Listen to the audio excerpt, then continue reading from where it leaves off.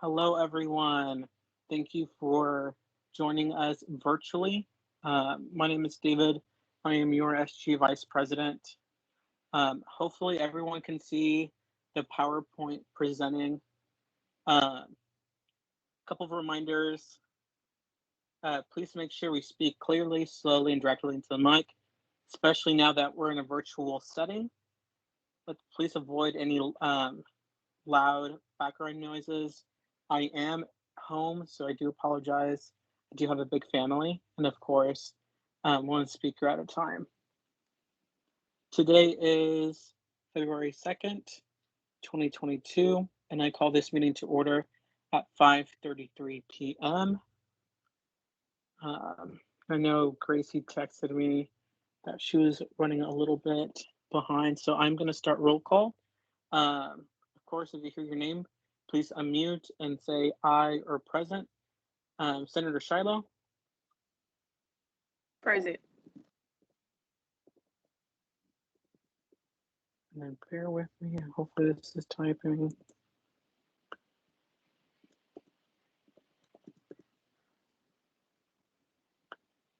Senator Brown? Present. Okay, awesome. Senator McDowell? Present.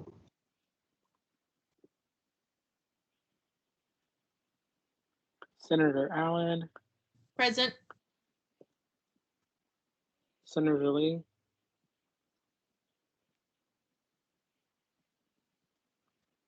All right, no response. Senator Banerjee, still out. Senator Castellanos? Present. Senator Gillis?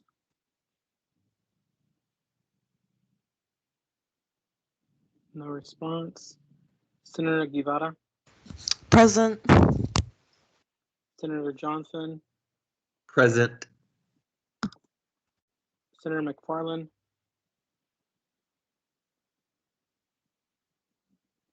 No response. Senator Mosley? Senator Taylor? Present. Senator Ben Boris? Present. Senator M? Present. Senator Cowell? Present. Winston, do you mind pronouncing your last name? I do not want to butcher it. Ihimamadu. Imamadu. Okay. Okay. Are you present or no? Yes, sir. Present. Awesome. I will try to get the pronunciation right so I don't butcher it. Senator Schulte. Thank you. I know she will be coming in. And then Senator Cleveland Toro.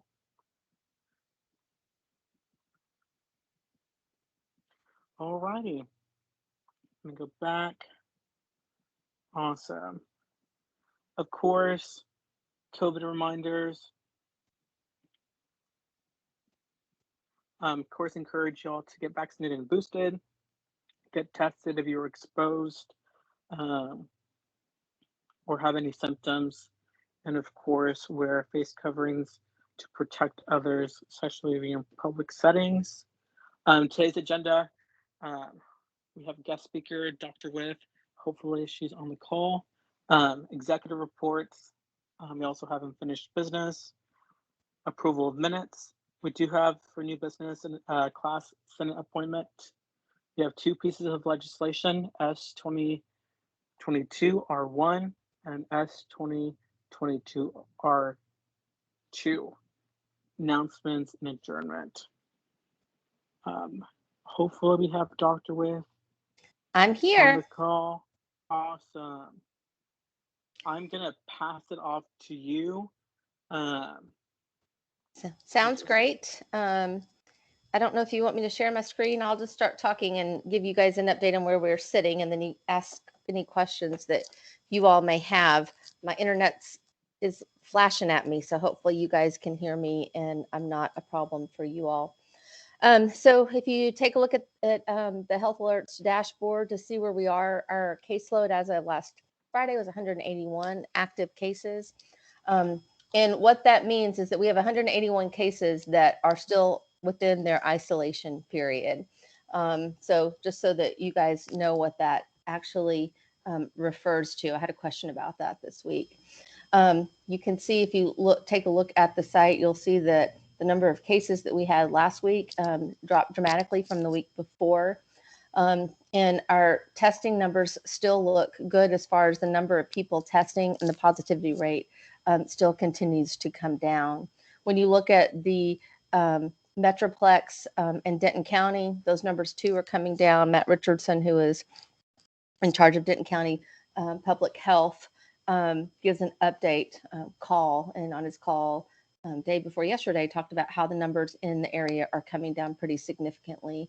If you follow the R number, I'm not sure if I've ever mentioned the R number to you all. The R number, based upon from an epidemiology perspective, is the number of people that that one person can infect or does infect.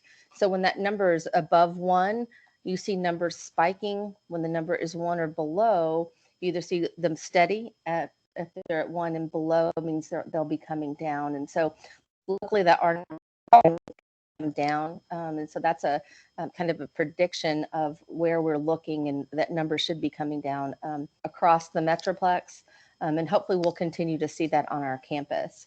As of last Friday, we had 22 infectious cases in the residence halls out of 6,200.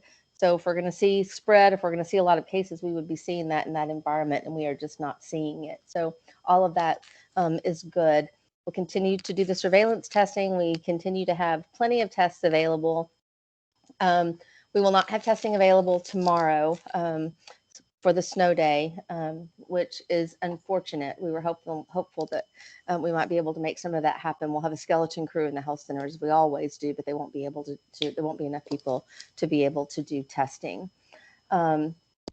So that's where we are. I'm happy to respond to, let me give you 2 more updates. On the dashboard itself, we are working on, even if we are snow day on Friday, although that's still too far out to speculate, we still will, the dashboard will be updated Friday. There are a couple of other updates we're going to make to the website itself. One, updating active case definition and what that means. Actually, they've already done that one. So that's good news. And then also making sure that we identify the positivity rate. That new scale is already there. So we've added an extra column to our testing chart that shows not only the number of tests, positive and negative, but that way you'll be able to see the weekly positivity rate and still continue to see the overall positivity rate that began back in August and how we're tracking it. So hopefully those improvements will help from an understanding perspective. So now I'll stop and open it up for questions. All right, awesome. Thank you, Dr. With. Let's start off. Of course, people, if you need to answer or have questions, please use the raise hand feature. I believe Senator Cowell, go ahead. You have the first question. Hi, Dr. With. Hi. Thank you for coming in today. So I do have a question, and I don't know if this is one you'll be able to answer. But recently, like the last couple of days, a lot of my colleagues in the College of Music have tested positive for COVID, including 2 of my ensemble mates, my roommate, myself, and a lot of our friends just these past couple of days. And what we're all pretty sure this is happening is due to ensemble rehearsals. And so I think the big question we're all wondering is if there will be allocated to the College of Music, like there has in the past, for instrument covers, filters, for bells, something to sort of stop the spread of possible virus during rehearsals, that students are required to attend, and maybe they might be asymptomatic and spreading it to their colleagues and stuff like that. So I'm wondering if that's something that the university can provide for us or not. I'll have to go back and check with the provost, and I'm happy to look into it. I don't know what we have provided in the past. I honestly can't remember that particular scenario, but I'm happy to look into it and get back to you. Thank you. Sure. Alrighty, any other questions? Daniel, go ahead. Hi, Dr. With. I just had a question. It's more of a logistical question here. You mentioned the skeleton crew. Can you remind me of the dates in which you will have a skeleton crew running that health center? Tomorrow, because it's a snow day. Just tomorrow, not the Yeah. next week? No, it's just tomorrow. I mean, we have a skeleton crew on campus when we have a snow day or when the university is closed for on days that we're normally open. So that's the reason there's a skeleton crew in the health center. There's and we'll keep dining facilities open, housing facilities will be open, union will be open for a little while tomorrow, and we'll try to get the rec center open too. So we'll try to get as much open and available for students that will be on campus during that time frame. But with the university closed, most of the buildings will be closed. We just make sure that Okay. those are open. Thank you. Sure. Any other questions for Dr. With? I'm not seeing any hands raised. If there's any questions, thank you so much, Dr. With, for Sure. taking time out of your day to give us a COVID update. Happy to do it. I'll see you guys next week for sure. Thank you. All right. Bye. Alrighty. Let me share my screen again.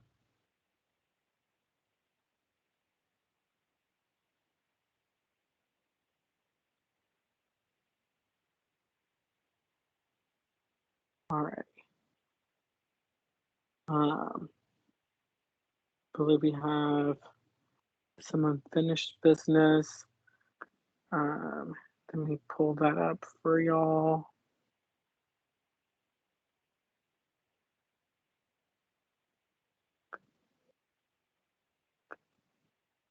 Okay.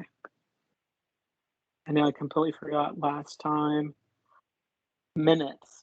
So this is from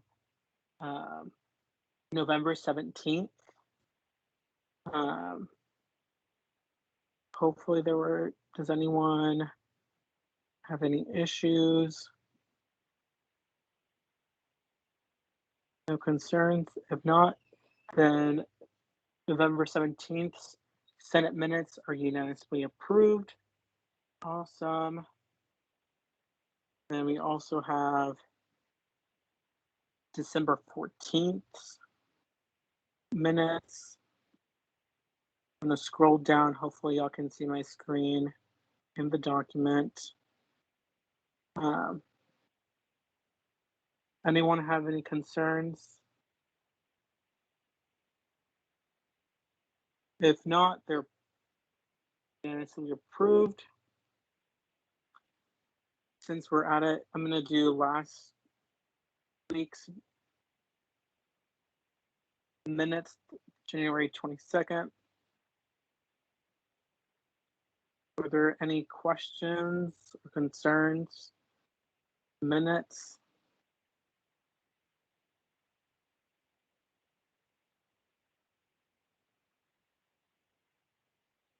No. Alrighty, they're unanimously approved. Awesome.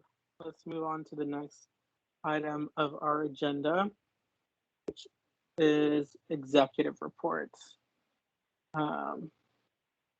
Let's stop sharing my screen.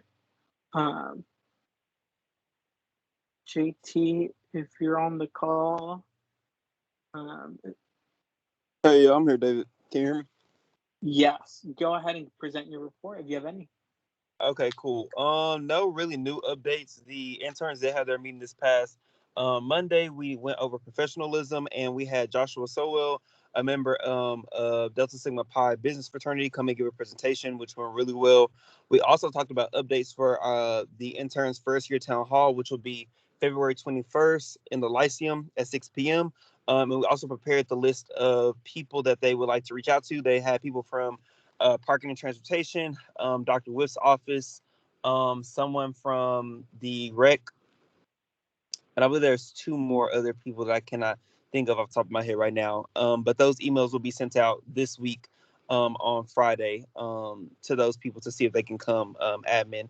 And then as well, just getting the promotional stuff ready for that and marketing and working with Colin on that as well.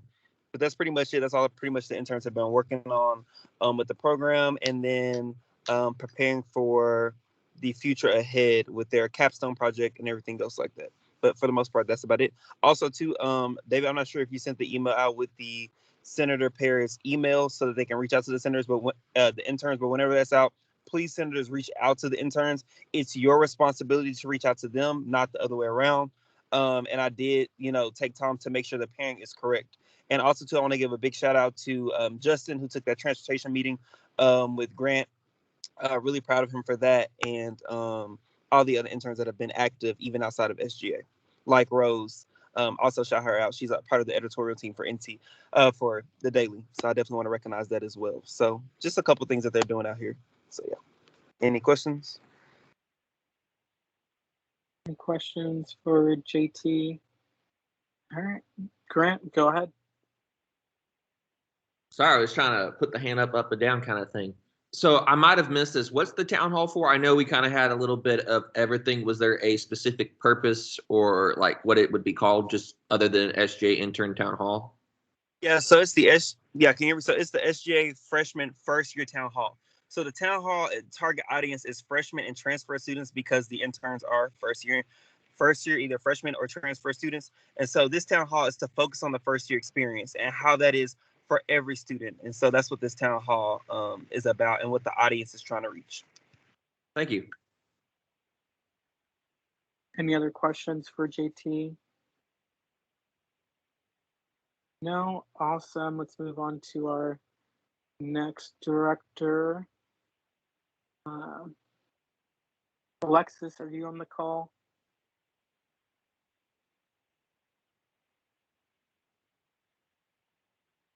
I don't think so. I don't think there's anything to report. Let me share my screen to showcase Zoe's report. And as Zoe, if you're on the call, definitely chime in. Can you hear me? Sorry. Yeah, go ahead. Okay, so nothing's really changed aside from the fact that I'm planning a week of diversity. It's like a series of events. Still working on like the scheduling. My whole goal is to basically have like a mass meeting with all of like representatives from each org so we can just kind of discuss event ideas and availability. So that's like what I'm actively working on. I was not able to get like full commitment from ODA, so I'm going to reach out to Blackout Alliance to see if they want to fill that day. But if you guys know any org or any department, who may be interested, please just let me know. And then I have a collab with PBSO. We're finalizing the schedule for the collaborating businesses, and then we're planning activities for the event. And then the last one is that if you guys want to like reach out and contact me, you can reach out at sgainclusion@unt.edu or in my office hours. Alrighty, awesome. Do we have any questions for Zoe?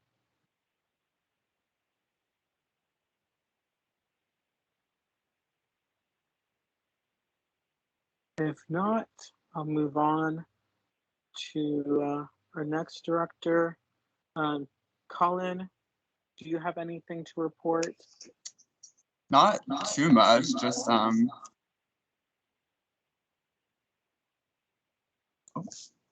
continue to post like updates and events as it relates to SGA. I met with my comms team for the first time last week, and so they're started working on a couple of projects for me. And I'm trying to get TikTok kind of off the ground. I have like a few ideas for that. I want to do one where it's like asking people, like students, like where they see themselves in 5 years kind of thing. So if any of y'all want to participate in that, like please feel free to reach out. It'll be like really easy and short, but yeah, that's about it. Awesome. Do we have any questions for Colin, our comms director? If not, I believe we can do Bella next. Bella, do you have anything to report? Yeah, hi everyone. A couple things. So Eagles Nest has now funded around $40,000, which is a lot of money. So I'm really proud of the Eagles Nest committee. We funded a lot of great events last semester, and we already have 6 great events lined up for this semester, sponsored by Eagles Nest. Really excited for the year and seeing what we're going to do with that. Our resource meeting kickoff has been moved to this next Wednesday at 2 p.m. in the Senate chambers. It was supposed to be Friday. Obviously, we're not doing it on Friday now. I've had a few private resource meetings during this week in case people couldn't wait until next week to have their resource meeting to apply.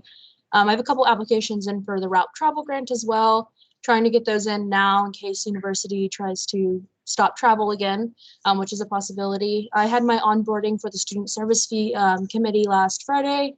I'm supposed to be doing the meeting on Friday from 8 a.m. to 5 p.m. for allocations of student service fees, but we'll see how that goes. I had a meeting with the CFO of UNT Clayton yesterday about menstrual hygiene initiative with Devin. I'm supposed to meet with Neil tomorrow, but it just got canceled, and that would be with Devin as well. So that will be rescheduled. And all of that's about menstrual hygiene as well. And yeah, that's kind of a good summary. If you have any questions about allocations or money or anything like that, email me. Awesome. Thank you, Bella. Do we have any questions for Bella, our student allocations director? Senator McDowell, go ahead. What time did you say the resource meeting was next Tuesday? Wednesday at 2 p.m. to 3 p.m. in Senate chambers. Thank you. Any other questions for Bella? Alrighty, let's move on to our outreach director. If Maya, if you're on the call, Yes. you have anything to report, go ahead. Yeah, I just wanted to say thank you to everyone who came out to the transportation town hall last Thursday. And then shout out to my wonderful executive staff for helping me when I was in quarantine last week with that. I couldn't have done it without them. But this week has kind of just been like ironing out all the details, and I have tentative dates for all the events coming forward. So we're going to be submitting event applications soon, and hopefully by the next meeting we'll have a solid calendar. But that's it for me mostly. If y'all have any questions. All right, do we have any questions for our outreach director?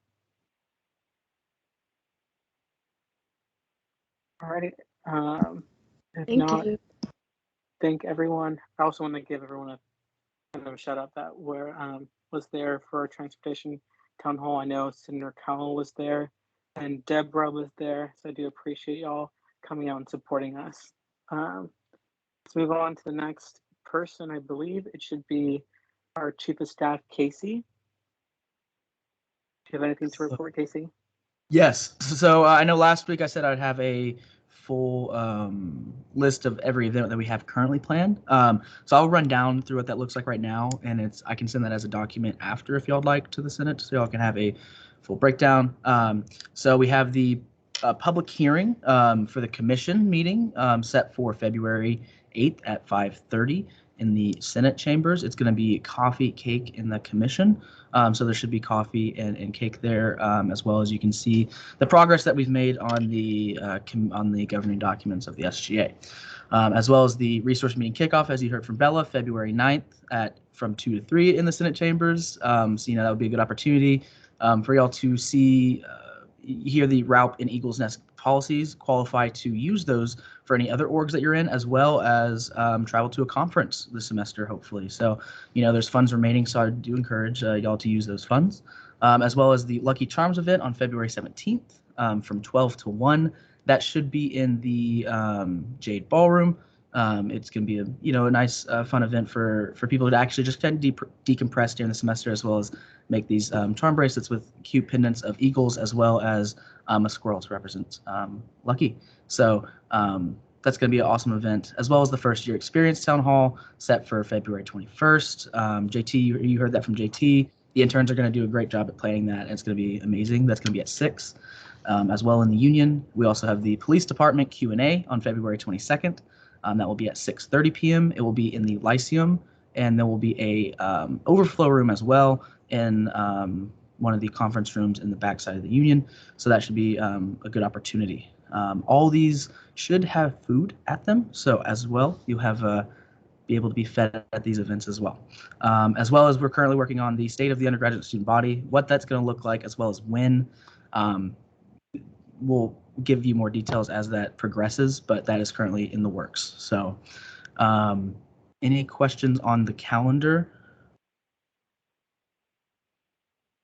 All right, so we have that calendar going, as well as I'm doing my normal stuff. I know next week I have upcoming an athletic council meeting, as well as a union board meeting coming up as well for the month. And I'll be working with the We Mean Green Fund next week as well.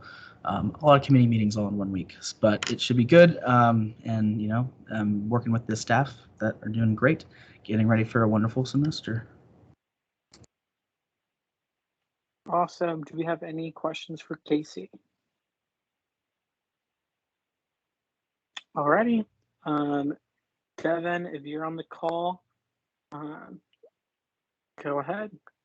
And I'm going to share my screen so y'all can see his report. Sure. My report is pretty up to date. I don't know if I've got too much else to add. So I don't know if the report is up on the screen yet or not, but yeah, so a lot of it's been some judicial branch stuff, working on some COVID stuff, commission meeting. Y'all might have had a chance to look at this already, but if not, I'll just kind of briefly go through it. Met with Bachtover on some election setup. And we had a voter registration drive, which I was coordinating with UT Austin and some other universities to kind of do a little like competition. And so that was fun. And I've had a few meetings with different UNT admin, and we're going to be having some more meetings as we go through the next week. When I have those meetings, I'll be sure to communicate that to y'all in the next Senate meeting. Because certainly meetings are subject to change, especially with the winter storm and everything. So trying to do a little bit of file cleanup. So that's what the UNT Union Media is. Still looking into it. So there's no like hard like guarantee on what we can do there. But if you look at the Union Media, you can find some Senate meetings going back to 2019, and there's some videos that are like 24 hours of just nothing. And so trying to clean it up where we can, and then trying to save those videos in a way that is easily accessible is something I'm trying to work on as well. And then SSF committee's taken up a fair bit of time. I'm really excited to get started with that committee. We're going to be doing a lot of important work. And the first hearing is on Friday if anyone's interested in checking that out. But yeah, that's I mean, my report's up, and that's kind of a brief overview of my report. So if anyone has any questions about it, I'm more than happy to address them. Any questions for Devin?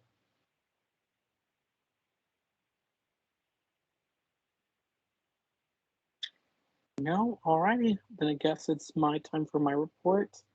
Trying to say, so updates on Senate appointment application. So I have one for New College that's still pending. Hopefully we'll get it in by next week. So super excited for that. I do have one class applicant pending as well. So hopefully y'all can consider that. We also have one for today.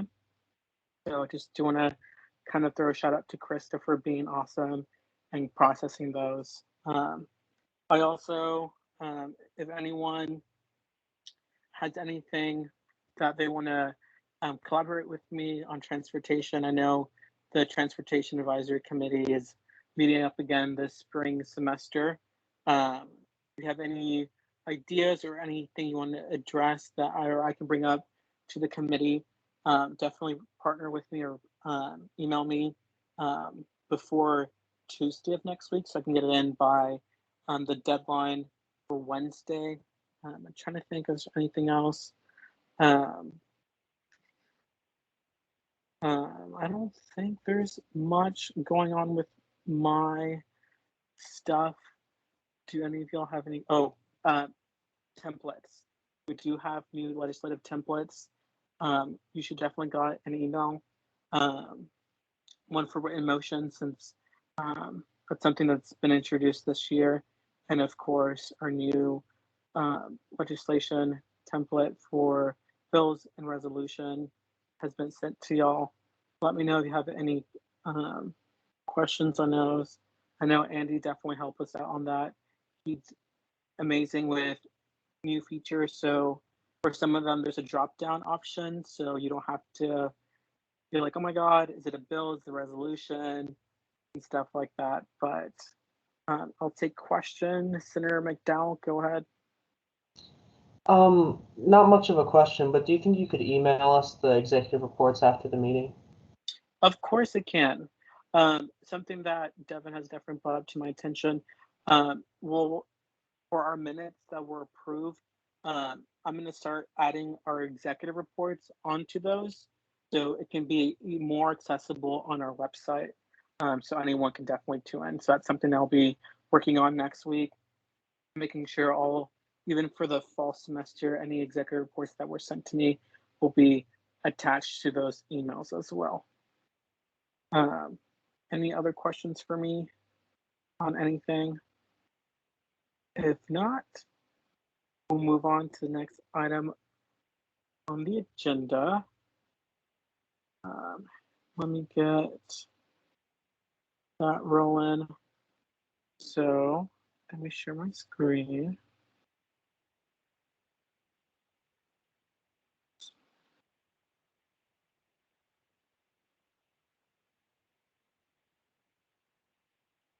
Alrighty. We do have Senate appointment for y'all to consider. His name is Daniel Garcia. Pronouns are he, him, and this will be for the College of Liberal Arts and Social Sciences. Daniel, are you on the call? Yes, I'm here. Awesome. So before we dive in, do any senators want to disclose any connection they have with Daniel? You can use the raise hand feature. Go ahead, Senator Luke. I know Daniel because we used to live in the same residency hall and in Rollins, and we do talk a bit occasionally, but yeah, we know each other. Alrighty. Senator Johnson. So I don't know Daniel personally, but I will say that he has been on ball of trying to get as much information as possible about the appointment process, to where we've direct messaged each other on GroupMe and stuff like that. And I know we had a meeting, and I was like, hey, there's this guy named Daniel trying to get appointed. And then like 3 other class senators went like, oh yeah, we've heard from him too, kind of thing. Like, wow, very popular guy. Just again, also quick little shout for just being on ball, but that's how I know him. We've kind of been direct messaging. But I do not know him personally. Okay, Senator Lee. I also lived in the same residence hall as Daniel last year. I wouldn't say that we're exceptionally close. I haven't talked to him in a while. I didn't know that he was running, but I am glad to see him again. So yeah, I know who Daniel is, and we've talked a couple times, but I wouldn't say we're exceptionally close. Not enough for me to abstain for it to hinder my judgment. Alrighty, awesome. To appreciate senators coming forward. Senator Castellanos. So I are in the same political science class at the moment. I don't think we've had any like personal conversations, or any for that matter. The only reason I knew he was running was through him like asking for support from some of our classmates. That being said, I believe I can remain impartial in the vote, and so I wanted to disclose. Awesome. Do appreciate all of y'all disclosing that connection. All right. So Daniel, this is your time to share with the Senate.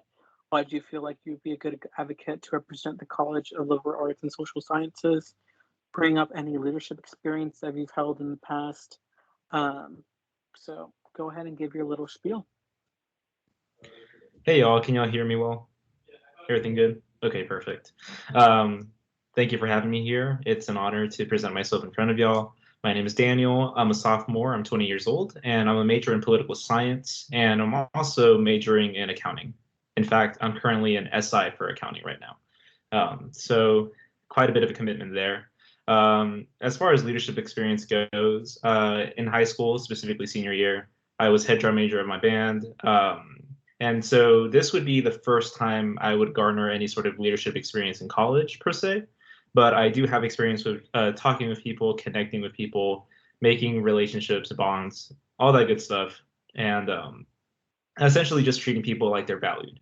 And this isn't kind of that much of a new thing to me.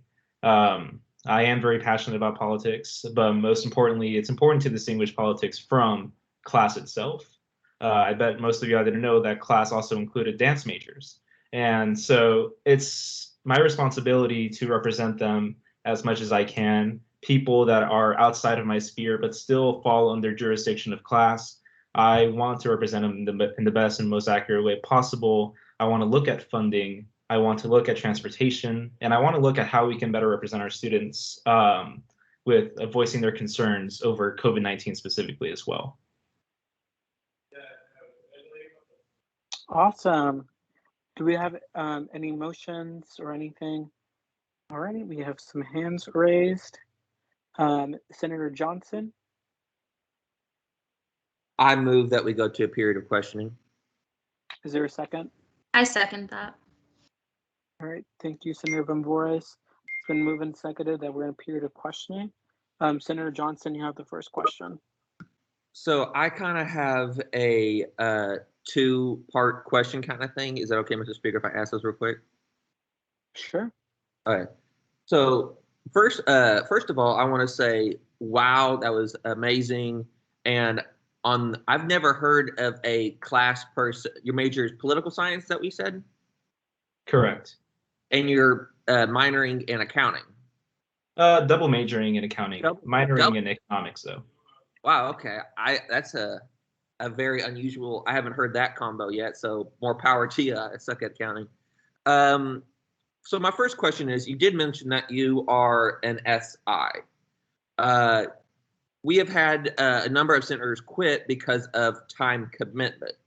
Do you think you'd be able to continue your SI teaching or leadership if it came to either or kind of thing? Like, you think you could manage it all? Yes, I've had, a history of working while being in school full time. I used to work 20 hours at a job in Carrollton while doing 15 hours here. I'm pretty used to the workload. I have very good time management. So SI only requires to do 10 hours a week. Of course, I'd like to do a little bit more than that, go above and beyond. But I don't think that this would be an issue at all. No. Okay, and then my second follow-up question is that you also mentioned that you want to work with transportation and other areas or concerns or issues that our constituents who you would be representing face every day. If you are appointed today, what would be your first steps in trying to establish the concerns and reaching out to your constituents in an effective manner?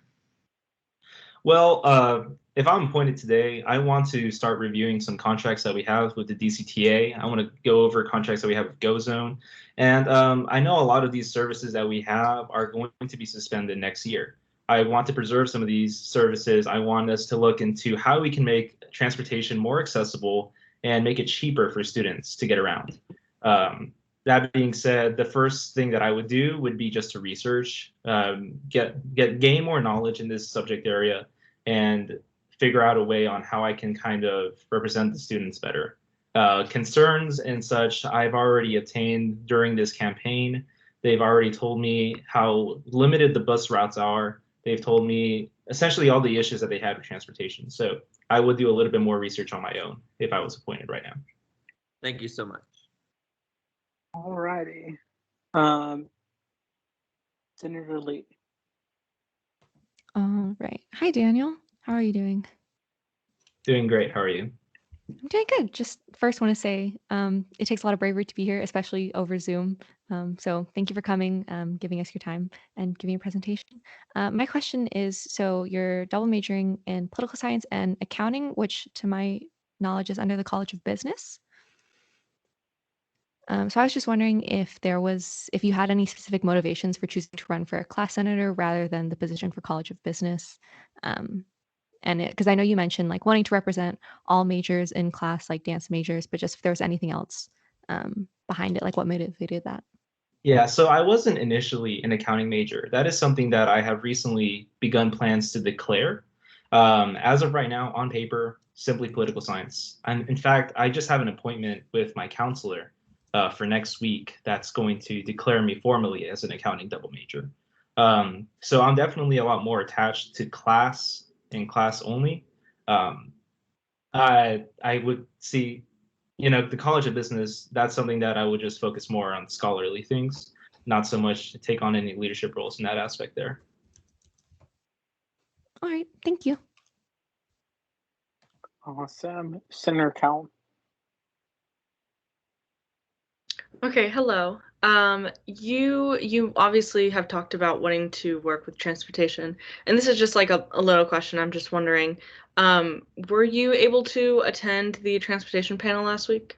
Did you even know that it was going on? Yes, I knew it was going on, and no, I was not able to attend. Okay. No biggie, I was just curious. No worries at all. Alrighty. Chat. Checking chat. Okay. Senator Johnson. Mr. Speaker, if there are no further questions, I move that we go to a period of voting. Is there a second? Senator Lee seconds. All right. Does anyone object? Alrighty. Daniel, at this time, if you wouldn't mind leaving the meeting, I will definitely text you when to join the meeting. But yeah. Okay, sounds good. See you. Alrighty. Waiting for Daniel to leave the call. Believe he did. Alrighty. So I'm going to share my screen with y'all so we can do a roll call vote. Secretary Schulte, since you are present, I'm going to have you help me out with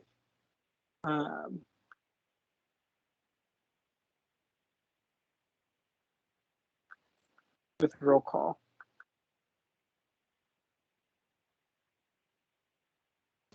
Okay, all right. Senator Shiloh. Aye. Senator Brown. Aye. Senator McDowell. Aye. Senator Allen. Aye. Senator Banerjee. Oh, not here. Senator Castellanos. Aye. Senator Gillis. Gracie. Aye. What? You Am I going too fast? Senator Lee. No, you forgot Senator I thought Lee. I said Senator Lee. Senator Lee, I'm so sorry. That's okay. Aye. You're lagging on my side, David, so I'm like, why is he going so slow? But okay, got her. Senator Guevara. Aye. Senator Johnson. Aye. Senator McFarland. Aye. Can you scroll down a little bit? Yeah, I got you. Awesome. Thank you. Senator Taylor. Aye. Senator Von Voris. Aye. Senator M. Aye. Senator Cowell. Yes. Senator Ihemiramadu. Aye. Senator Schulte, yes, and Senator Quibantoro. Just kidding, not here. Alrighty. I believe it was unanimous consent. Daniel Garcia is appointed to represent the College of Liberal Arts and Social Sciences. Awesome. Then Senator Gillis, I got you present. I'm gonna contact him.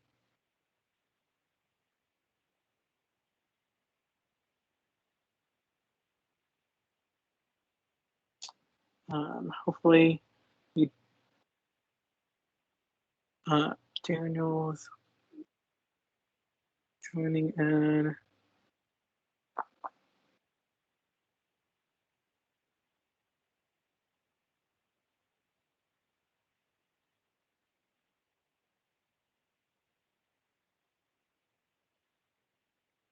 Daniel, hello. Congratulations. You are appointed to represent the College of Liberal Arts and Social Sciences. Yay. That means we have one seat left for the College of Liberal Arts and Social Sciences. Awesome. Since you're now appointed, after this meeting, I'll definitely send you an email about next steps. And you can now officially participate in anything procedurally, so you can ask questions, vote, and all that jazz. Share my screen again. And okay. I believe next thing on the agenda is S 2021 R1. Let me get that pulled up. I believe it was submitted by Senator McFarland and President Skinner. Devin, actually, I can just do this. Make it a little bit easier.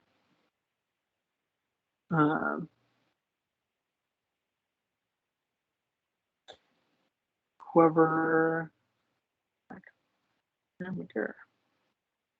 I believe someone, go ahead, Grant. If there are, I have 2 points. First, this was passed around and communicated very well within the Senate, I believe. So I move that we have this already be, I don't know how to motion this, but I move to have this already be as read. Okay, so you're moving to consider the legislation as read. Is there a second? I second that. All right. Does anyone object? Nope. All righty.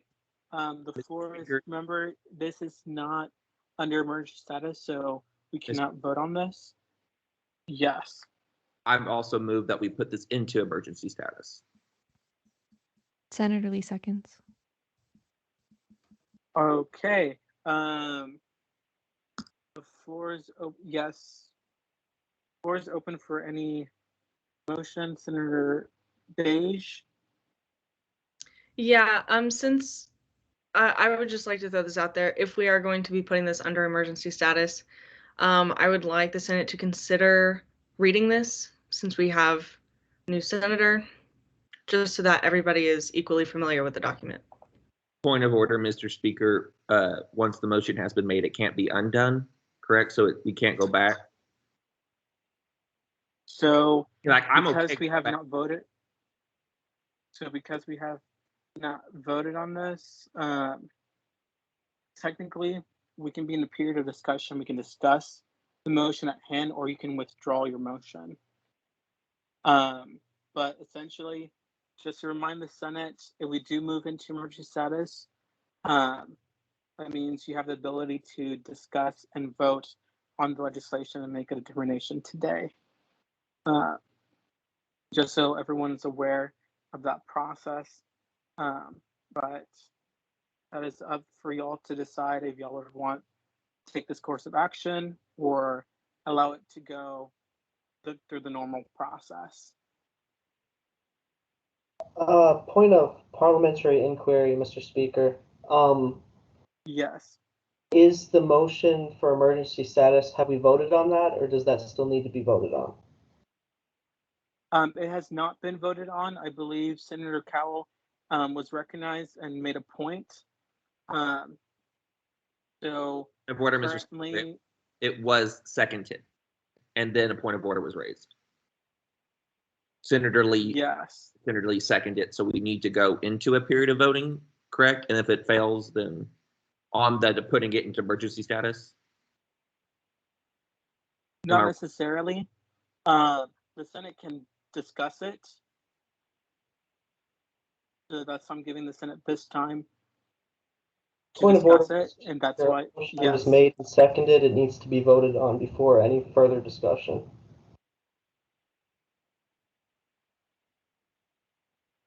Except Alright. discussion relating to the motion. Yes.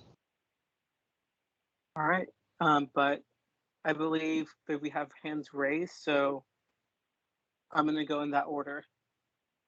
Senator Cowell, go ahead.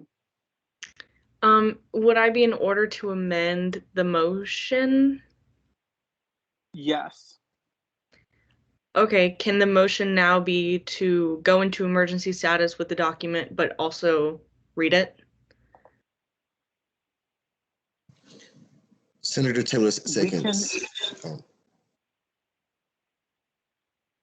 Okay, let's take a second. We will need for y'all to. Okay, it's been moved and seconded. Does anyone object to read the legislation? What was it cut out, David? What'd you say? So it was moved and seconded that we read the legislation. Does anyone object? But is that two motions? I thought my motion was already seconded and passed. So we would deal with the first motion and then the second motion. So this is what I'm going to recommend to the Senate. I recommend that Senator Johnson, you can withdraw your motion so we can have nothing on the table. You can still move it into emergency status, but I believe Senator Cowell does bring a point. Daniel has not received the legislation. That's just a suggestion, but I believe we will have to now vote on it being placed under emergency status.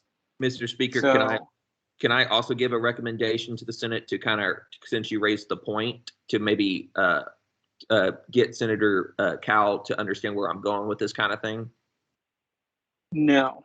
Can I still object to?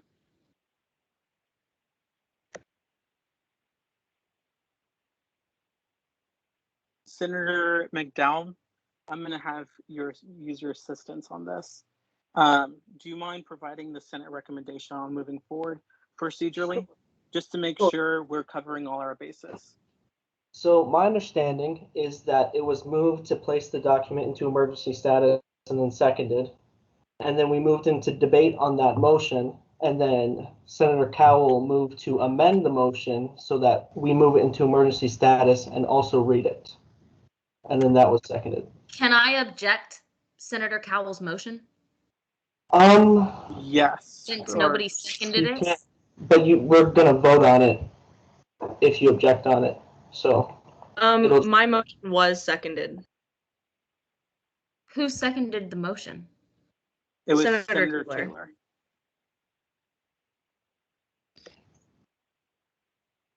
So my recommendation is that we discuss the amendment to the motion, which is to put it into emergency status and read it, and then vote on that and work our way backwards. Thank you, Senator McDowell, for that. So currently we are going to consider one motion at a time. I do appreciate if everyone would raise their hand so we can do this in a orderly style. So currently the motion that we have to first make a decision on is move the legislation into emergency status and to read it. The floor is open for any discussion points or any motions. Senator McDowell. I think it's not. I think this needs to be operated on as soon as possible. So I agree with it being an emergency status. Excuse me. But as far as reading it, I think we should also read it because we do have a new senator, and I also think it would be useful to put it into the record to say what we're actually doing. I think that would be useful. Thank you. Alrighty, Senator Bonvores. I just wanted to say that we are on a time crunch, and also we don't know how the weather is going to escalate. So the longer we take, the more we put ourselves at risk to losing connection for this meeting. Also, I respect that Daniel is now an appointed senator, and I definitely think he has a right to be here and vote and understand what we're voting on. But this is something that has been in discussion and in the works for about a week now, and we are all aware of the document. And I think for efficiency purposes, we need to move forward. The agenda was set in the manner that you set it in, Mr. Speaker. We could have appointed him after we did this legislation. So I don't think it makes a difference either way, and I think we need to move forward without reading the document. Alrighty, Senator Lee.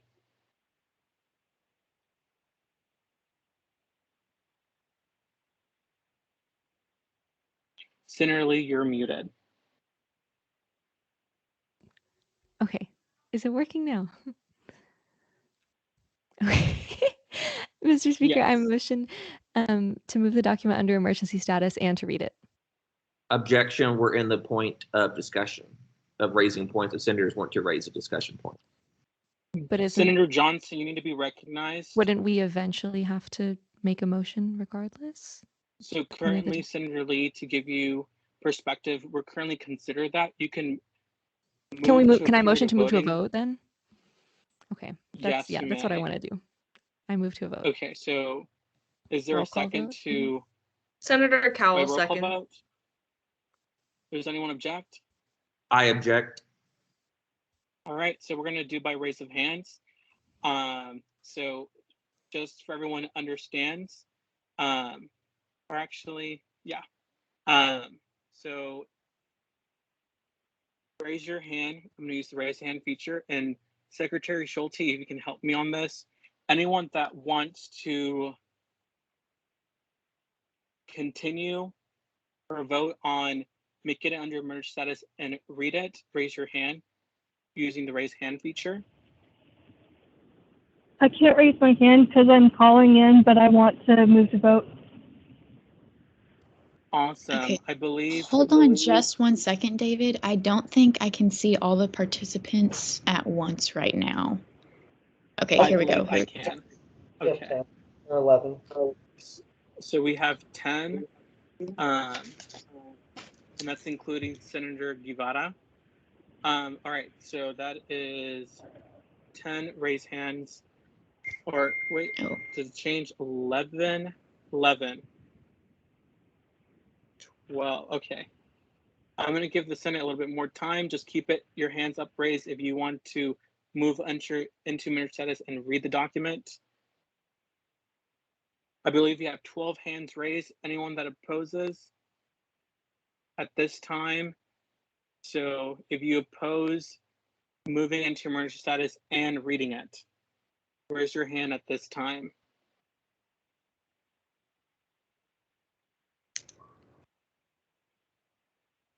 Seven. So I believe the motion passes to move it under emergency status and read the document. I'm going to share my screen. Again, senators, I'm going to remind y'all, we are in a virtual platform, so please be patient and understanding. I need us to raise your hands and be recognized. I understand that we're in a time crunch. I'm going to do the best I can to move efficiently. Alrighty. If we can have the authors read the document, you can unmute yourself.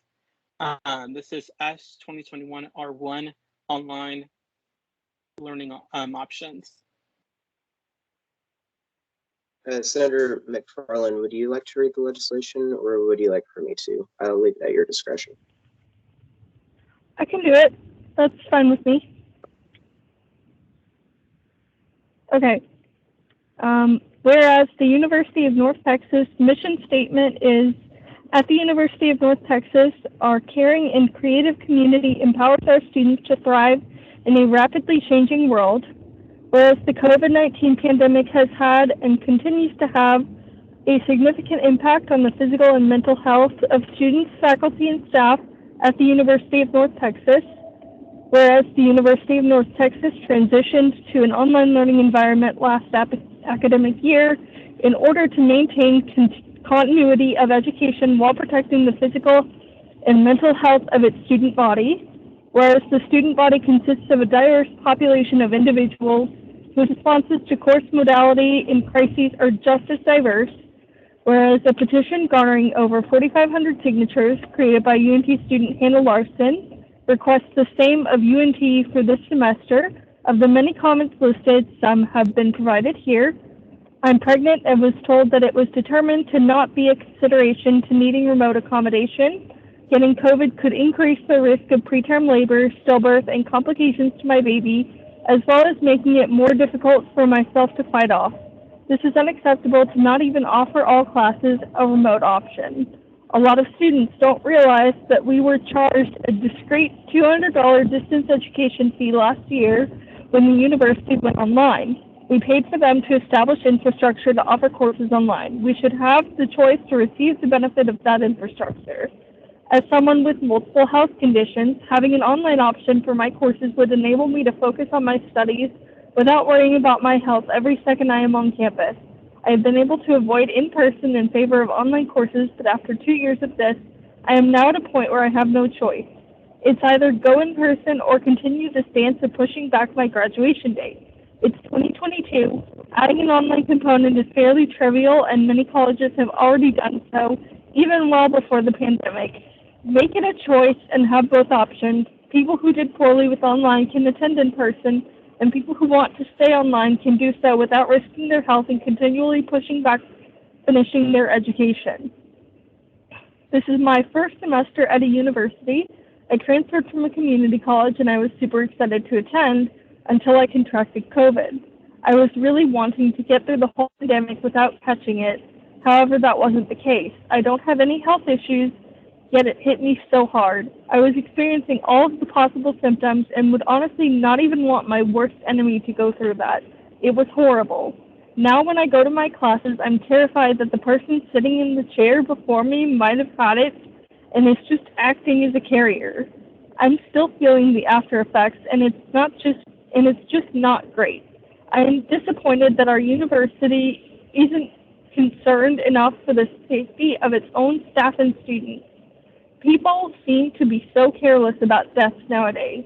We see that the number of deaths keep rising, and yet no one is really fazed by it. Clearly, our university isn't fazed. Even one death should be important.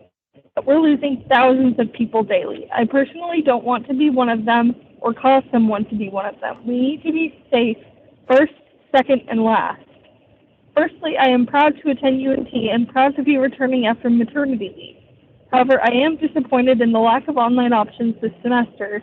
As a new mom to a 3-month-old baby, I am terrified of contracting COVID and passing it to our infant son. Of the 9 courses I have remaining before student teaching begins, only 1 was available this semester in online form. I don't imagine we will be in the clear come fall when I need to return to a full-time schedule in order to finish my degree. More online options should be available for all degree plans. I urge UNT President Neil Smatras to work diligently to provide more distance learning and therefore safer options for all UNT students and faculty alike, going green. Not only are all other students and faculty in jeopardy with the current situation, but going home at the end of the day jeopardizes my family, my daughter, who attends school and could affect the other children, teachers, and their families. This is leading to an undeniable snowball effect. If my child comes in contact with someone who tests positive, I, being a single mom, must stay at home due to her daycare's protocol, and should that happen, I will miss school and could potentially miss a test that my professor said, regardless if I miss because of my COVID circumstance, I will receive a 0 and cannot make up anything. This causes additional stress that could be easily avoided if UNT went back to remote online learning. I'm currently attending UNT as a transfer student. I caught COVID-19 Delta on campus after the first week of the fall semester 2021. I was completely miserable and was falling behind terribly, was out for 3 weeks. I ended up failing the semester and am now on academic probation for the spring 2022 semester, all due to not having the resources provided by UNT for off-campus materials. Most of my teachers did not record their Zooms for students that were missing the classes, all due to being sick and passing it around. I'm an immunocompromised, chronically ill student. Not being given a choice in attending in-person classes makes me disappointed in this university and its leadership. My anxiety around COVID physically hurts. My health and safety is more important than in-person classes. I contemplated even dropping out of UNT and going to another university because of their ignorance towards COVID. I'm immunocompromised, and this decision to have classes in person with no accessibility options is ableist and discriminatory. Students have had to drop classes or drop out because there are no accommodations made for students who are high risk. Students are given no choice, which is not fair and creates unnecessary barriers to access. This is unsafe for immunocompromised staff and faculty as well. The decision to put money over lives is selfish and reckless. I am a disabled student at UNT who has 3 autoimmune chronic illnesses. I am at high risk of getting seriously sick from COVID, but I cannot take off a semester due to losing scholarships and affecting my graduation plan. UNT is putting their greed about my health and education. Do better. Whereas some professors allegedly placed undue stress on their students with their conduct in the classroom in the following ways. A biology professor reportedly does not wear masks and does not socially distance from students. They reportedly do not offer makeups for exams missed due to COVID-19 and expects exams to be done in person, thus incentivizing students to come to class with COVID-19. An immunology professor reportedly said, "I don't know why we even have to wear these," referring to masks. I'm only doing it to be a good role model. I'm double vaxxed, boosted, and am currently getting over Omicron. The professor proceeded to cough into the mic, which disturbed a number of students in the professor's class. A biology professor reportedly taught an in-person class with a mask on their chin while coughing. The professor reportedly admitted that they were suffering from COVID-19 and eventually decided to do an online lecture from their office on campus after potential exposure to the class. A professor reportedly said, "Turn to your neighbor and give them a dumbass look. If they're wearing a mask, it's already a dumbass look." A professor reportedly put the following statement in their syllabus, citing an old policy on the Dean of Students website. Your professors have no obligation to make temporary adjustments for illness, death in the family, etc. If they decline to allow adjustments, you may need to withdraw from the course, take it incomplete, or repeat the class in the future. Whereas some professors and staff have been concerned about in-person instruction or may have been directed to stop online instruction in the following ways. Professor and Density City Council person Armentor said, "As a UNT professor, I'm concerned for the health of my students, UNT staff, the greater community, my kids, their classmates, and my immunocompromised senior parents. Most students don't have access to the right kinds of masks to protect against Omicron, N95 and KN95, and there's no requirement to wear any kind of mask at all in campus buildings. Just a recommendation. That's a recipe for disaster." An untenured faculty member said, "I am so grateful to you students. I can't speak up for fear of getting fired. You are doing a service to so many of us. Thank you for your leadership and care." A UNT staff member said, "I have been very disappointed in UNT's response to COVID. The president has praised UNT for its low COVID compared to other schools. However, cases could be even fewer if UNT took more proactive measures instead of being reactive. Students, faculty, and staff need to have more options for remote learning and remote working for the safety of the entire community." A professor reportedly emailed their students saying, "Yes, I am streaming class via Zoom, but only students who have approval through the Dean of Students will receive the passcode to access our Zoom class. I wish everyone good health and hope to see you in class later today." Whereas COVID-19 has not been eradicated. In fact, week-ending positive cases on January 21st were 449. On the second week of the fall 2021 semester, cases peaked at 210. On October 29th, 2020, the university was fully online with 363 cases positive since August 7th of that year. Whereas students who have indicated being vaccinated on social media have subsequently contracted COVID-19 despite the vaccine. Whereas students can receive long-term physical and psychological damage by contracting COVID-19 even in mild cases, a concern which is enhanced for some individuals who are expected to attend in-person classes. Whereas the barriers to physical class attendance faced by disabled students may be greater than those faced by able students, because of chronic illness, flare-ups, hospitalizations, or other unforeseeable circumstances that are part of living as a disabled person, whereas students can face economic and academic hardship due to quarantine. Whereas while UNT is offering to provide accommodations for students who cannot develop or execute an isolation plan, there are students who are unaware of this accommodation and who are unaware of how to receive this help. Whereas UNT received a surplus of distance education fees in the last year due to classes being solely online, a fee which exists to, quote, support and enhance instructional design, management, delivery, maintenance, coaching, and technology for distance education courses, end quote. Whereas professors should have access to the online infrastructure developed last year for online instruction due to distance education fees. Whereas UNT has established that we have returned to in-person learning and that professors will not be required to offer accommodations or alternatives for those concerned about contracting COVID-19. Whereas UNT students have reported that upper-level courses did not have online options for registration at the start of the spring semester, whereas students may be utilizing UNT counseling services due to the impact of online learning. However, the UNT community must recognize that not all students are affected by online learning in the same way, and that not all students utilize UNT counseling services to address mental health concerns stemming from the involved policies. Whereas some students are comfortable in an in-person experience as may be necessary for certain classes and majors. Whereas as UNT's most important stakeholders, UNT students should be the primary focus in prioritizing funds and effort for concerns such as these. Whereas students should determine for themselves whether the consequences of being online outweighs the consequences that come with the threat of COVID-19 through in-person interaction. Let it be resolved that UNT permit and empower the implementation of a virtual learning option in all classes. Let it be further resolved that adequate funds be allocated to this initiative for its implementation as necessary. Let it be further resolved that a notice that UNT will accommodate students who are unable to execute their isolation plan be posted prominently on the UNT Health Alerts website and regularly posted on Division of Student Affairs social media accounts. Let it be further resolved that the Student Government Association at UNT issues its support for students facing physical or emotional turmoil as a consequence of in-person instruction.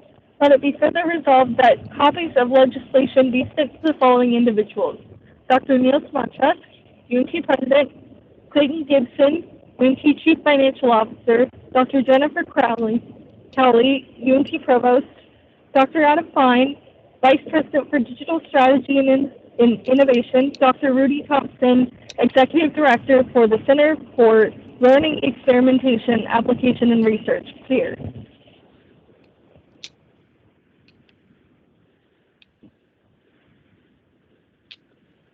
All right, and respectfully submitted by the following on the screen. And of course, there's appendices from the document. All righty. I believe we have hands raised. Senator Johnson, go ahead. I move that we go into a period of discussion. Is there a second? Senator Allen seconds. All right, we're in a period of discussion. Senator Johnson, you have the first discussion point. Personally, I do love I think I haven't personally seen as detailed eyewitness, kind of an eyewitness quotations from numerous faculties, staff, students on campus. So I want to give a shout out to the authors who wrote this entire thing and did their research and did their homework on that. I think it's very commendable. I just have a little discussion / question. Would it be beneficial if we also add Dr. With to the end of this, since she is the one who comes and also is the Vice President of Student Affairs and gives us detailed updates on COVID? Was that a point Would someone like to recognize Devin? I recognize President Skinner. I second. Thank you all. And also, Thank you, Senator McFarland. That was a lot, and you did an excellent job reading that. I appreciate it. I would need a water bottle after that. As for Grant's question, and I appreciate the kind words. Certainly we can add Dr. With. Dr. With always receives our legislation. Just as a matter of it being legislation, it is always sent to Dr. With. And Dr. With will either sign it or provide her a memo if she doesn't sign it, or she may provide a memo if she signs it. It's at her discretion, certainly. So we could certainly add Dr. With's signature. I also received input that it might be good to add because Dr. Cowley will be leaving UNT soon. And congratulations to Dr. Cowley on her new appointment as UTA president. But we might want to consider adding a vice provost, and it was recommended that we add Holly Hutchins as well. And so I would actually, so if you do make a motion to add Dr. With, I might also add Holly Hutchins. And if y'all need help spelling that, I can certainly do that. But it's, of course, at the Senate's discretion on whether to do that. One more thing that before I hang it up, David, do I have speaking rights since this is a legislation that I'm an author for? I believe so. Or Go what? ahead. Okay. No, that's fine. I just wanted to clarify before any other points are brought up. All righty. Senator Johnson. If there are no further discussion points, I move that we go to a period of amendment or amending. Can you provide the phrase or how you want to amend the document? Yes, I move that we amend the document to read to add the following people: the Dr. With and the Devin. How did you pronounce that that new name? Adding them. It's going. Yeah, and I can provide the info. It doesn't provide a title. It's gonna be Holly Hutchins. I assume that they're a doctor because they're vice provost. So I suppose we could put Dr. Holly Hutchins, and they're going to be the vice provost for faculty success. Then am I good, David, or do I need to finish it out, kind of thing? Is there a second? I second Senator Cowell. Awesome. Does anyone object? All right, awesome. The legislation will amend. Devin, do you mind texting that in the chat so I can just copy and paste? Okay. Do you still have your hand raised, Devin? Yeah, I had a couple of discussion points, but if there's another senator that has something they'd like to say, I can certainly hold. I believe you're the only one with their hand raised. Go ahead.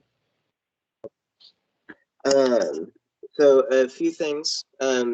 So with the legislation, certainly there was a lot of research that went into it. We had a lot of meetings, and I do appreciate all the UNT administration and faculty who are willing to speak with me, whether they be decision makers or people affected by decisions. They were critical to the development of this legislation. It's important to emphasize, I think, from our perspective, from my perspective, that our job in the Student Government Association is to amplify the voices of students and to make sure that they're heard. And so, certainly there's a lot of this discussion that we've had has gone into logistics. How does this become implemented? And I certainly recognize that there could be a potential challenge to that. But I think that the SGA, in our role, we have to make sure that logistical challenges do not hinder our responsibility to represent the voices of students who are speaking. And so I'm not saying that what we're asking for is going to be easy. I know it's not. But our job is to represent students, and I'm very proud of what we've been working on, and I'm really very proud of Senator McFarland, Bella, Casey, Lauren, and Grant. Y'all support is just means so much. And I'm excited for us to be discussing this. This is something I wanted to introduce last meeting, but there's so much that goes into this that I didn't feel as though I could, and so I apologize for that. Certainly in the legislation, faculty is mentioned, And I want to emphasize that while there are allegedly there have been professors that have created problems for students, that is not reflective of the entire faculty at UNC. There are a lot of faculty who are supportive of students, and I think we've also reflected that in the language. And I've been grateful to have had a great number of those during my time at UNC. I could rattle off 5 names off the top of my head if I wanted to, but I'll spare them the embarrassment. But so anyways, I do want to emphasize that because while this legislation could be seen as an attack, it isn't. It's to highlight the issues that students are facing and ensure that what they're saying is being heard on a wider and grander scale. And so as we discuss this, I hope that it's not seen as any form of attack or anything like that. It should be seen as this is an issue that students are mentioning, this is the perspective.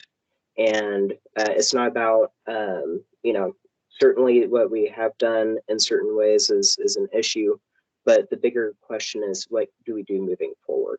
What are the next steps? And that's something that the legislation tries to emphasize, is something that I'm excited to see what can happen from that. And I know I've been talking a lot. If anyone knows me or if you've been in the SGA long enough, you know that's my trademark. So I'm going to shut up and let other senators talk. But I did want to emphasize on some of those points. And David, I'll send you a text of that person's name and all that kind of stuff. Awesome. Senator Powell? If I am in order, Mr. Speaker, I would like to recognize our guest, Kaylin Ruiz. Sure. Is there a second? McDowell seconds. All right. Kaylin, you have the floor. Thank you so much. Hi, I actually had the amazing opportunity. I just actually got off a Zoom call with Neil Smatresk, our president. I am part of the USPAAC. I actually organized the protest, and I have been doing a lot of work with a lot of you guys, a lot of the senators, as well as our amazing president and vice president regarding the situation about COVID right now. I did want to, because now we're going into that period where we're discussing the bill, so I feel like better. I know I know Devin's going to want to hear this because I did literally talk to Neil regarding everything that did just happen. He's not aware of the bill. Don't worry, I swear. He's not aware of anything regarding what SGA is doing that I'm aware of. However, I did speak with him regarding a lot of the concerns that we had. And one thing that came up that I think would be very imperative that you guys look at to maybe possibly amend and include in the bill would be have the president, preferably to have the president strongly encourage all faculty to wear masks, or to strongly encourage faculty, for the president to strongly encourage a lot of COVID, because while he actually hasn't, he kind of agreed with me. I brought up that point and he was shocked that he didn't think of it, I guess, is that he never strongly encouraged professors to provide a Zoom link for students who are who could be accessible to said Zoom link regarding that. So now he's actually going to talk to faculty, send a mass email telling all of them, provide as like a Zoom link for classes with lecture if possible. I think that would be something to have a fallback on as well, to just in case he doesn't do what we talked about today, to have something regarding that in lines with the bill, so that if it is passed, Neil and President Smatresk has to acknowledge that. I would also, I did talk to Neil about everything regarding today, and he did seem very policy tight about everything. So very ambiguous answers, very and very vague answers. So that's kind of what I just wanted to give to Devin, because I know that that's probably really beneficiary, since I did just speak to Neil like not even an hour ago. So I just wanted to provide all of that information.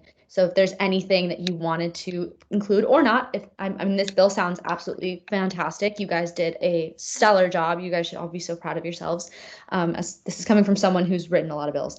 So yeah, that's all of the information I just wanted to give in. Thank you guys. Senator McDowell? I think I'd probably speak speak for everyone when I say we're all in support of this.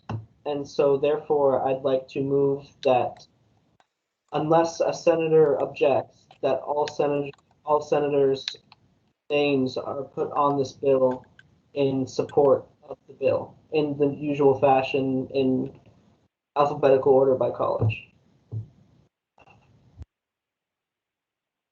Senator there a Cal second? seconds. Senator Schulte objects. Alrighty. There is an objection, so you wanted to discuss about it? Yes. Senator So Schulte, go ahead. Okay. So it's not that I don't support the bill, but why can't the people who worked on it just have their names on it and then everyone else just vote yes? Because none of us did. I won't say none of us, but the majority of us are just getting our name tacked onto this legislation that we didn't do anything for. All right. I'm gonna check the raise of hands feature for any discussion points. Senator Brown. Would it be better if we just said respectfully submitted by the spring 2022 Senate instead of adding individual names?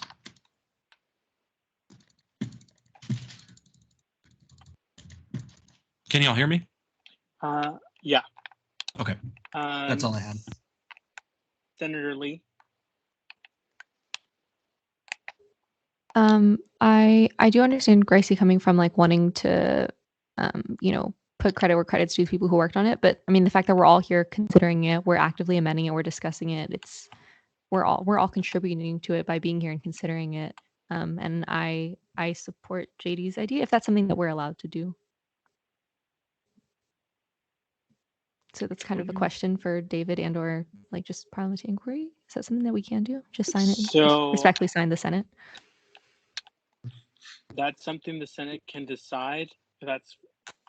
I know in the past, points like y'all approving it means the Senate collectively supports it. But again, that is the Senate can decide what to do with the legislation. Senator Cowell. I'd like to recognize President Skinner. All right. Is there a second? Senator Gillis seconds. All right. Devin, you have the floor. I usually have a stringent policy on this. I'm not going to go into detail on it because I think that the purpose and meaning of the bill has to be more important than the signatures on it. And so what the Senate's going to decide is what the Senate decides. I guess if it's going to be a situation where everyone kind of has their support onto the signatures, I generally would prefer that it's listed, in part because we do have someone who would object to their name being a signature. And by saying Senate, it collectively includes that senator. And also, just as a matter of precedence, but I know I'm weird like that. So I hope that not too much time is spent discussing the credit aspect of the legislation. I'm more than happy to share credit and have this be a supporting mechanism.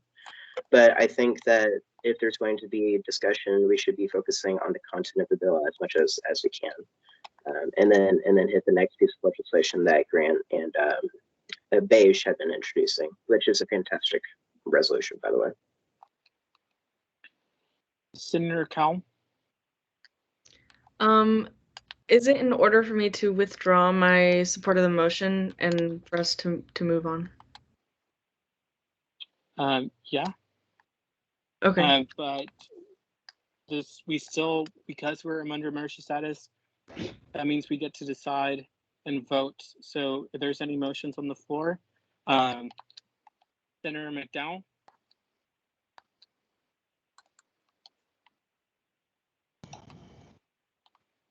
I'm confused. What Do you have a discussion point or motion? Senator Cal withdrew her motion. So there's no motions pending.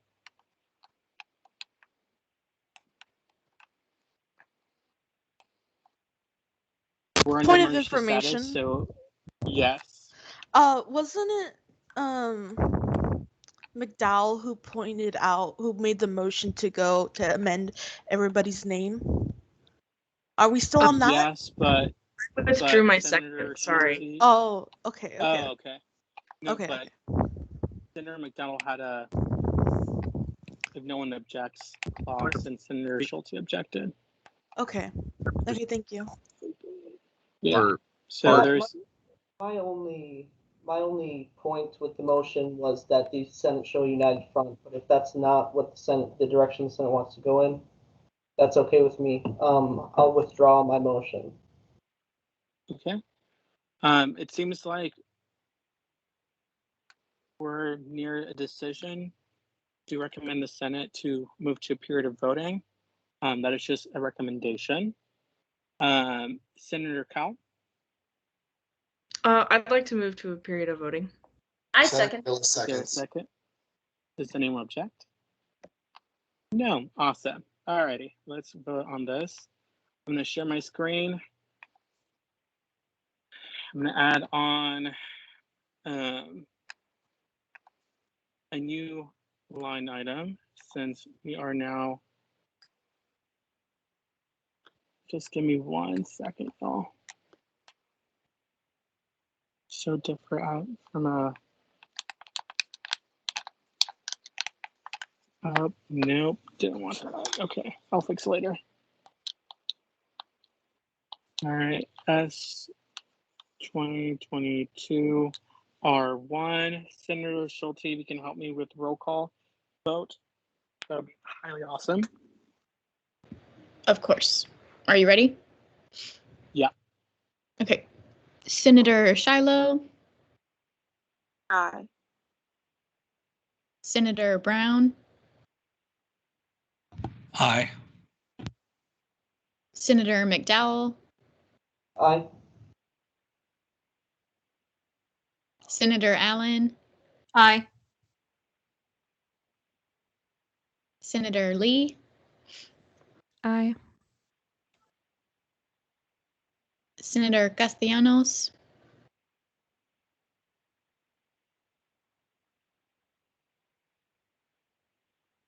Senator Gillis. Aye. Senator Guevara. Aye. Senator Johnson. Aye. Senator McFarland. Aye. Could you scroll down a little bit, David? Awesome. Thank you. Senator Taylor. Aye. Senator Von Boris. Aye. Senator M. Aye. Senator Cowell. Yes. Senator Ihemiramadu. Aye. And Senator Schulte, aye. Alrighty, believe it's unanimous consent, and S 2022 R1 was unanimously approved. Awesome. This will be directed to Devin for his approval or veto. Let's move on to the next item on the agenda as S 2022 R2. Let me share my screen. I'm sorry. Did we get Senator Guevara? Did we get the new senators vote on the matter?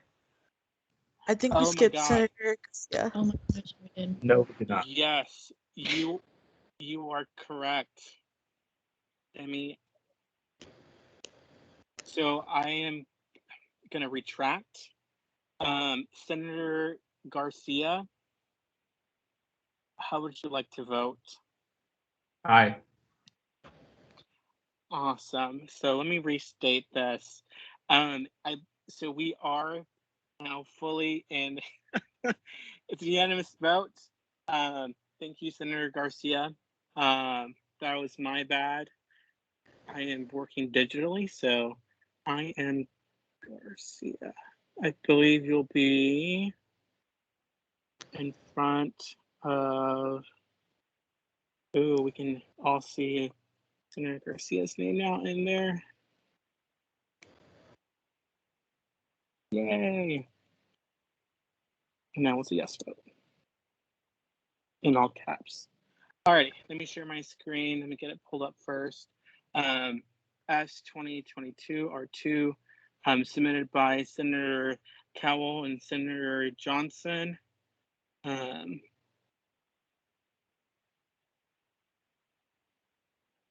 Pulling up. Awesome. If y'all would like to, one of the authors would like to start reading legislation, that'd be awesome. Paige, if you want to read, that's more than fine with me. Okay. I'll go ahead then. Whereas the University of North Texas has a diverse body of students who express a wide range of sexualities and gender identities, whereas the University of North Texas prides itself on its commitments to supporting, helping, and providing resources for students of various sexualities and gender identities on and off campus, whereas the University of North Texas does not allow for students to change, the university does allow for students to change their name on their UNT student IDs, whereas when a student changes their name on their UNT student ID, the first new copy is printed at no cost to the student, and any consecutive copies cost $5. The University of North Texas does not provide a space for students to select or input their pronouns on their UNT student IDs. Let it be resolved that the university will provide a checklist of pronouns, including but not limited to she, her, hers, they, them, theirs, he, him, his, a, im, airs, z, them, zers, z, her, hers, v, ver, v's, per, pers, it, its, as well as a blank option for students to choose from that will be added to their UNT student IDs. Let it be further resolved that all incoming students and faculty have the option to have their pronouns printed on their student UNT identification cards, and let it be further resolved that to any student changing their pronouns on their student IDs, after the first issue is printed, a new ID will be at no cost to the student. After consecutive ID, with or without change, will cost the student $5.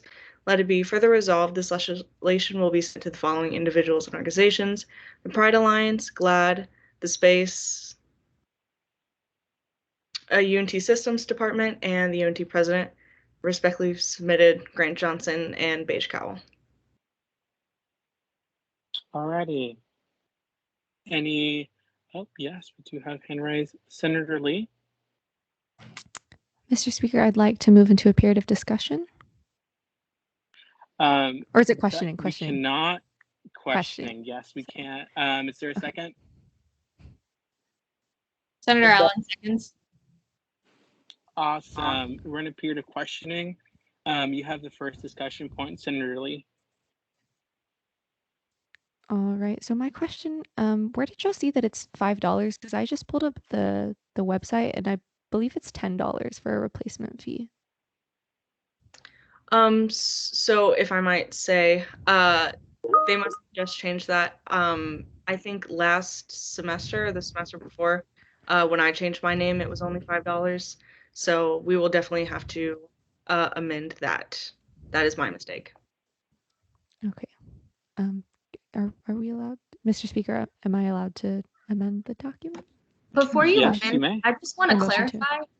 If for a name change, Okay. it is cheaper than it is for if you lose the ID. There's different prices Oh, okay. depending on the subjectivity of the ID being issued. Sorry. Again, senators, please raise your hand to be recognized. If not, use the chat feature. So Senator Lee, I believe you are still recognized. Okay. Is it in and you order said you would from? like to amend the document? Yes. Yeah. Could Then- the document be pulled back? Okay, there we go. How would you like to amend the document? Well, if it's, am I allowed to like ask a question? Yeah, to tell me okay. what, yeah. Or just like do y'all think it would be beneficial to clarify that any consecutive copies for a name change cost $5? Or if you don't think, I don't know, just if maybe it's a question to the authors, like to Beige. Is it supposed? Are we settling on $5? Or are we moving it to $10? Which was the accurate amount? What type of amendment are you talking? So Sophia clarified that it's apparently only $5 for a name change, which I'm trying to find it on the website. So I was saying, would you think it would be worthwhile to clarify it to consecutive copies for name change cost $5? Oh, okay. Yeah, I'm for that. Just trying to get them as much as information as possible on terms if they want to. So I'm just reading all the comments there to get all the relevant information that they.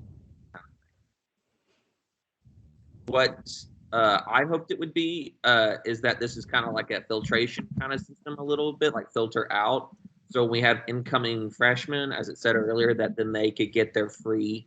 Again, if everything pans out and the university agrees to it, that Beige and I are working very, very hard on, that then they would be able to get their IDs for free and choose whatever they want. Because when you sign up, on all UNT documents, you have to put, oh, this is my ethnicity, this is my gender, and this is just another thing to add to for pronouns to get full circle kind of thing. So if it adds more information to to our fellow students who want to hop into this program or policy, then I think they should have as much relevant information. So yeah, I think we should do the $10 and the other stuff. If you're okay with that, Beige. My intention with that is, I may have misspoken earlier. Sorry, it's been a while since I went through this process. For a name change, a new ID is free, and subsequent copies are for a fee. I may have just remembered wrong, and so if it is $10, then yeah. But for pronouns, my intention is for pronouns to work the same way. So when you change your pronouns for the first time, it's free. So then after that, you would be subject to a fee, which is currently how name changes are handled on these student ID cards. So that I'm trying to have that consistency. So whatever clarifications in the document or amendments to the document that need to happen, I don't know if we want to do that right now. That would probably waste some time, or I can go through it and figure that out and propose the amendments for next week. I don't know if that's in order. Yeah, that could be something that if you wanted to wait, because we're going to the normal channels, can be amended at any time. So that it's up for y'all to make that decision. Senator Lee, do you have anything else, or are we good? I think that's good. Yep. Okay. Senator Schulte? I have kind of like a few questions for Beige and Grant. I mean, if someone wants to stop me and ask their question, that's fine too. So my first one was, what inspired like this piece of legislation? Can I answer that one, Beige?